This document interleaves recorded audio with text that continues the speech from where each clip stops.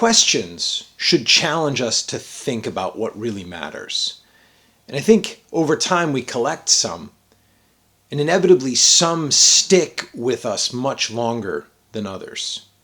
In this video, I want to take a deeper look into this concept of essential, especially for us as chefs. What is essential at this stage of your journey? What matters most for you in achieving mastery in your life, in your family, in your faith? Let's explore what it means to focus on the essentials and how defining them can transform not only your work, but your whole approach to leadership and life. Now, before we do that, if you already know what is essential to you, but you're struggling to find the balance of it all, then let's talk, because this is exactly the work that I do with chefs just like you all over the world. Type connect in the comments below, and let's get on a call so you can learn how I support chefs just like you. So in my life, I often come in contact with a lot of questions. I either ask a lot of them, or I am asked quite a few of them, and some questions stick out to me. Earlier today, I was asked a question that really kind of resonated with me and reminded me of a time much earlier in my life. And the question was, what is essential? And then there was a follow-up almost immediately after. What is essential at this point in your life for you? And that struck me actually rather robustly, because I feel like that's something that I often talk about. And at the same time, it's something that I like to reflect on as well, because it's relevant. What matters? I think that's actually what that question's asking. What matters? And are you doing the things that you need to take care of what matters? Now, the first time I ever encountered this question was almost 10 years ago. It wasn't quite that long ago, but almost. And I was working with my first coach, whose name was Anna. And I remember her asking me the question of, very similarly, what is essential to you? And what is essential for you to do? Everybody has different answers. Everybody has something that's a little bit different. But I think on a higher level, we all have some things in common that are essential to us. You just have different levels of priority for them, right? Not everything can be a priority, because if everything is a priority, then technically nothing is. So, most often there's some mix of family, faith, career, children, friends, some mix of those things. There's other things in there as well, but those are probably the big ones that come to mind for me. And where I really try and focus, especially in this channel, is on the career piece. I'm also a father and a husband. And so the family piece to me is also really important. And I think it's almost impossible to separate those two things. That's often why I talk about being a better husband and father in the kitchen and being a better chef at home. Because for me, when you spend 80 hours a week in the kitchen, it's almost impossible to separate those two things and be a consistent human. So I choose to integrate. Now, there's a lot of people who don't understand that, and I've definitely had family who didn't understand that either. I think at a point, eventually they start to kind of go along with it, because that's definitely not the common thread in the world, right? People have a work life, people have a personal life, people have a professional life, people have a personal life. Now, I think it's important to have both of those, but I do think, for me, what ended up working out the most relevant and the most intelligent and with the least amount of effort was for me to integrate those two things together and try and merge the best of both worlds so that I could be one person in both places all the time. It kept me consistent. It kept me from lashing out at home and getting frustrated. And it also reminded me that my kids were very much so important to me as well, my daughter. I'd like to have another kid, but another conversation for another day.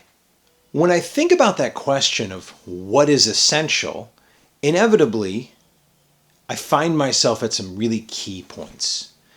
I mentioned family, I mentioned faith, I mentioned friends. Now I also mentioned career. And I want to just spend a few minutes and kind of dive a little bit deeper into those things because I think it's relevant to do that. I'd like for you to take some time and ask yourself that very same question. What are the non-negotiables that drive your success and your fulfillment? And if you want support to dig into that, then let's talk. We can do so by typing connect in the comments below the video. What is essential to you? What is essential to you in all of those four categories? In your family. Because I think about my family and I think what's essential to me is communication, time, effort, energy, priority, when the priority's there, not being distracted. When I think about my friends, I think about the relationships that require effort to nurture. I don't have a lot of friends. I'm friendly with a lot of people, but I don't have a lot of people that I truly call friends because friends take a lot of time, energy, and effort, and it goes both ways. I have a very high standard for friendship. Integrity is a massive thing to me, and so, I try to keep my circle small. I try and keep good relations, like I said, with everybody, but I try and keep my specific circle, my very tight circle, very, very small and very tight. When it comes to my career, I think depending on the level that you're at, your essentials change. Your focus changes.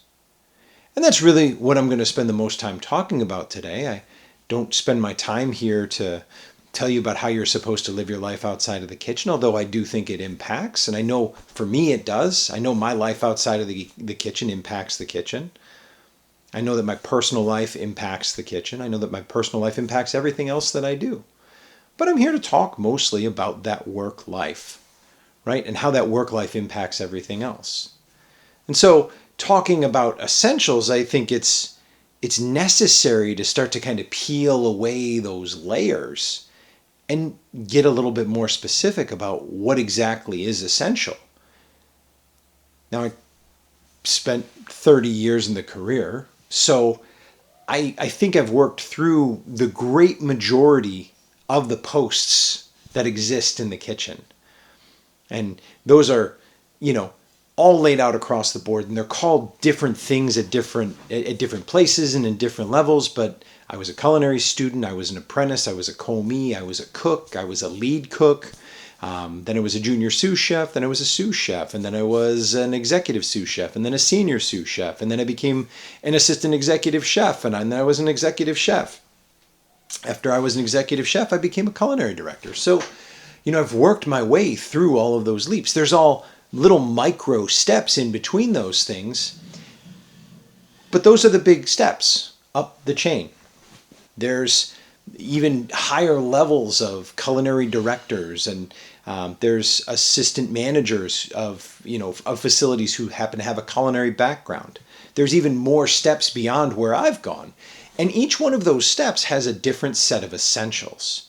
And talking to you, I'm thinking in terms of what it takes to be successful as an executive chef.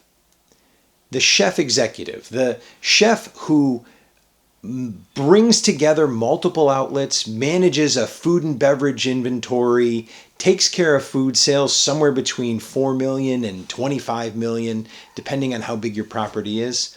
If your property is smaller than that, cool. These will absolutely apply to you, but those are the types of operations that I've run. So that's what I know the best. So what's essential to me is being a master of the craft of cooking. What's essential to me is fostering self-managing teams. What's essential to me is making sure that I have strong systems and processes in place to create a structure that allows me to replicate results. What's essential to me is becoming a phenomenal leader and an absolutely highly efficient administrator. Not a word that I love, but it's a necessary skill. So just like with everything else that I'm faced with, the things that I don't like to do, I try and get really good at so I can spend less time doing them. And then finally, I think what's really essential is becoming a master of a logical argument. Being able to have a logic-based decision and use data and evidence of what's around you to make a decision of what's best for you and for the team that you're leading. To me, those are absolutely essentials to be successful in that role and in the roles beyond. That's highly essential as a sous chef, but the other categories might be less important at that place. I still think you should be working towards mastering the craft of cooking, but let's stay at the level of executive chef, because those essentials are exactly that. And when you build and when you do those things consistently, time in and time out, then it's much easier to go to bed at night and be able to sleep. Know that you're taking care of the people that are around you and building a program that's going to take care of you. So the question I leave you with today, and I'd love for you to respond to below, is what is essential to you? What is essential in your day that you absolutely must do in order to reach the goal that you're trying to get to? At the end of the day, defining what's essential is about clarity, truly knowing what matters, and focusing on it with intention. Now, whether it's in the kitchen, it's with your team, it's at home with your family, when you prioritize the true essentials, the other stuff tends to fall right into place behind it. If you already know what is essential to you, but you're struggling to find the balance of it all, then let's talk, because this is exactly the work that I do with chefs just like you all over the world. Type connect in the comments below, and let's get on a call so you can learn how I support chefs just like you. If this video resonated with you, then be sure to like and subscribe and share this with other chefs who could use the same message. Thank you for watching, and I'll see you in the next video.